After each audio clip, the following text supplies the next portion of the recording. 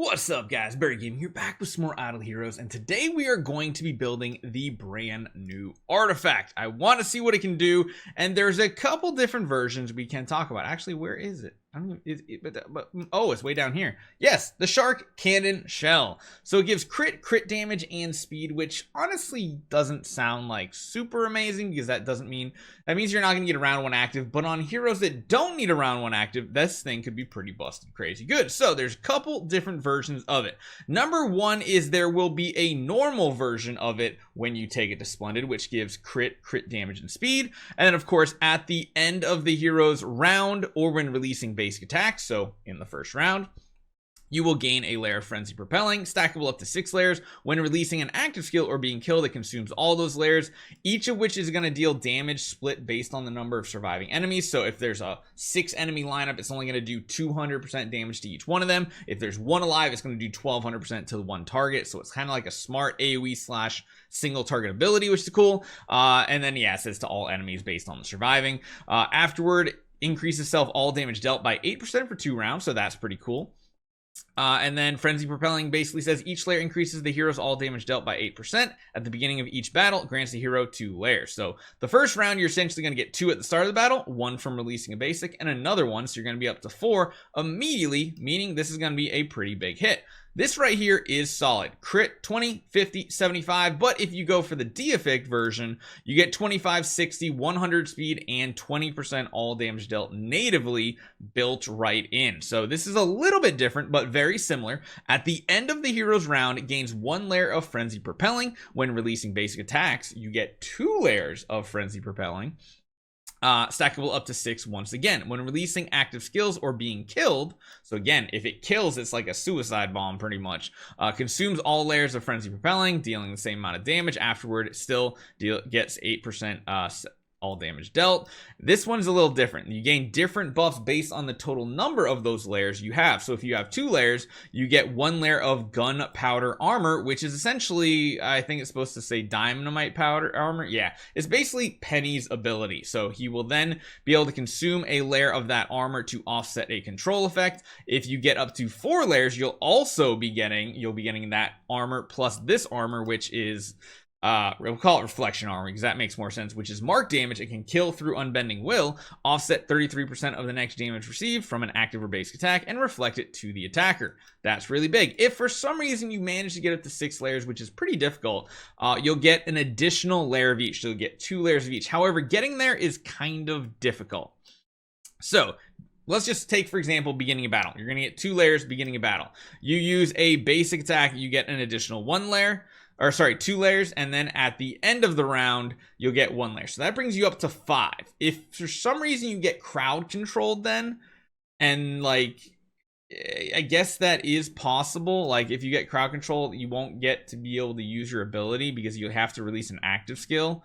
Or killed, of course. So if you get crowd controlled while at full energy, the end of the round will tick, and then you'll go up to that 6th layer, which gives you the double layer. So it seems pretty good overall. We're of course going to be testing it on our Doom Terminator Vulcan because it just sounds like an artifact that would be absolutely busted crazy amazing on this hero. So let's get this built up. We are going to take it as far up as possible. I honestly wish the D-Effect artifact swap, we could swap into this new one. That would be probably a little overpowered, but whatever. Whatever, who cares about overpowered at this point? We have all these crazy power-ups. No, I almost fed off something really bad. We just want to feed off this stuff, get it maxed out. Okay, so we have this, and now what we have to do is we have to find out which D-Effect artifact we actually need, which I think is going to be offensive. Yes, so it is going to be that little telescope. So what we need to do is grab 4 of these right here. And we're going to need a lot of glorious relics too, which I think we do have. Yeah, we got 1,000, which is cool, great, awesome, swell. So now we're going to throw in this right here. Or yeah, we got 1,000. We can deify it, going up to the Howling Sea Rocket Shell. Weird name, I know. We're going to deify this one as well. We're going to deify this one as well. We got to get 4 in total. There we go. Oh, I never noticed this is like, it's like a scale and then it tips over to this side. So that's done there. Now what we need to go is to go to Ormus Workshop. We actually do need to regress some more things here. Or not regress, but like just toss all of this in except for this. Yeah, that should be fine. That gives us what we need. And now we go all the way to the bottom of the list because, oh, no, that's why I have to re-level it up. I forgot I did it in the wrong order. I hate this system so much. I really hate upgrading artifacts because it's just like a tedious thing that happens in the game. Kind of stupid. I don't like it, but it is what it is. Good thing I didn't feed all that dust off. Otherwise, I could have been in some big trouble and had to regress some artifacts. Because you need one of them, of course, maxed out at 6-star in order to go to Ormus Workshop and then upgrade it. So the first one, I didn't unequip it. Did not unequip it, did I? So now, for the 5th time, we come over to here, and there it is. And then we just upgrade with the 1-star versions of the deific artifact. So it has to be deified first. You have to deify it, then you can upgrade it. And now we're going to have this monster of an artifact for our Doom Terminator Vulcan. He's getting all the new toys here. He's getting the upgrade. He's getting everything. So let's see how this actually works in practice now. So let's see how it works in this game mode, which is not exactly a great spot to be trying to push right now, but we can see how it plays out. We're going to throw the Betty in here because I feel like we're going to need the Betty, but it's going to be interesting because we're not using a round 1 active, which normally we try to do on a lot of heroes. What are the indicators? I don't actually know if there are any indicators because we should have 2 layers. There's no icon above its head either, which I feel like is a big whoopsie. I feel like every other splendid artifact has something. Now his crit chance, I have to remember, is probably going to go through the roof.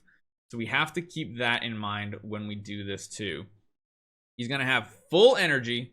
He's going to have a pretty big hit coming in here. Let's see if there's any like visual indicator or anything for this.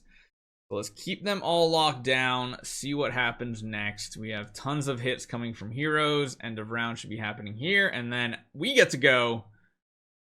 So there's that. Is there any other type of proc or anything that we notice? Not really. Really hard to tell what it's doing. Oh, he actually does get the little rocket right there. You see he's got the little rockets that Penny has. So that's the only visual indicator so far that we see. This is just going to make him do a crazy high amount of damage. Honestly, I'm going to do this on this wave. We're not putting anybody else in. We can let him use his own. Let's see what happens a solo. Because remember, he's pretty tanky here. He's actually going to get a round 1 active, which is interesting. Not much damage dealt. We might just die. Yeah. Okay, let's throw like one other hero in with him. Because I actually don't want him to get that active off immediately. I want him to use a basic round 1. And if Asmodel can soak up the hits for us, that'll be swell. So we get that. And again, we have no indicator of having any type of like artifact equipped or anything from the looks of it. We are going to get an active off though, so we will show those icons that we get. So here's the active skill. And then we get 1 layer of each of those armors, which one of them is going to reflect the damage. And there's no other crowd control, so we're never going to lose this one. Interesting. It'd be crazy if he's strong enough now with like the dodge ability to actually have it work, but he uses another active, but he didn't generate the extra armor, so that means he did not have 2 layers. He only had 1 from the end of round. So as a solo hero, that's going to be a little rough. It's interesting. I don't know how this is going to play out, but again, one thing we haven't kept in mind is, yeah, we went way over the crit damage cap. So there's a couple things going on here now that is kind of a negative because we're getting so much crit damage. We're getting 60% here. And with our treasure train, we're going crazy high on crit damage because number one, we already have 50.7% right here that we're getting. But beyond that, warrior, I think we're getting a little bit in warrior. No, maybe not. What we're getting is in void campaign. We have another 50.7% coming in void campaign that we're already over the cap of. So there are some wasted stats on this. Granted, I think it's because, yeah, we got crit damage on our copy too, which that's why I'm like, crit damage on our copy is not great. We're not even using crit here, and yet somehow we're still coming up with like 80% crit chance and a crazy high amount of crit damage. Maybe that means we need to try re-roll this. I just can't see us getting a better copy. Like maybe getting something more like precision would be better. We have crazy skill damage. Again, what we should probably be doing is changing the control immunity over to, like, I guess precision. That would probably be the best one because that would help us cap it out. 112. And then we get more. I don't know. This is interesting. We're going to have to see how this artifact really, truly plays out. It seems like it could be very, very strong. I just haven't done a push and void campaign in a while, so I feel like natively I'm just going to do insanely good, even if I don't use like Therapist Blood Betty. I feel like this could go absolutely crazy. Like even not locking the enemies down, I think our team's probably just strong enough now that we can do a really, really good amount of damage. Kind of sad I can't use a new hero on this account. I wish she would have been a light hero. I would have been so happy to have another AoE damage dealer on our account. That would have been so sweet, but we get the basic off. Yeah, I really, really hate that there's no visual indicator for this artifact. Like usually the deific version will have the same icon over the head as the regular, like, splendid version, but we just get nothing over our head whatsoever. Kind of annoying. There's a lot of healing in this wave too. 3 Ignis on top of the shielding from Fiona's is kind of crazy.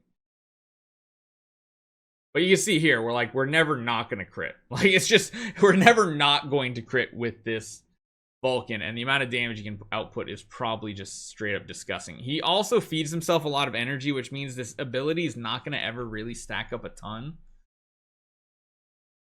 It's just going to be like the one at the end of every round, so I don't know how this is going to play out. Man, I feel really bad about building the Ormtum now after going back to Doom Terminator Vulcan. Either way, that's the artifact. We will test it out more. It gives crazy amount of crit and crit damage. Honestly, if you're a spender already, the crit damage is not useful. If you're not a big spender, it could be pretty useful. We'll see, but hopefully you guys enjoy this one. See you guys next time.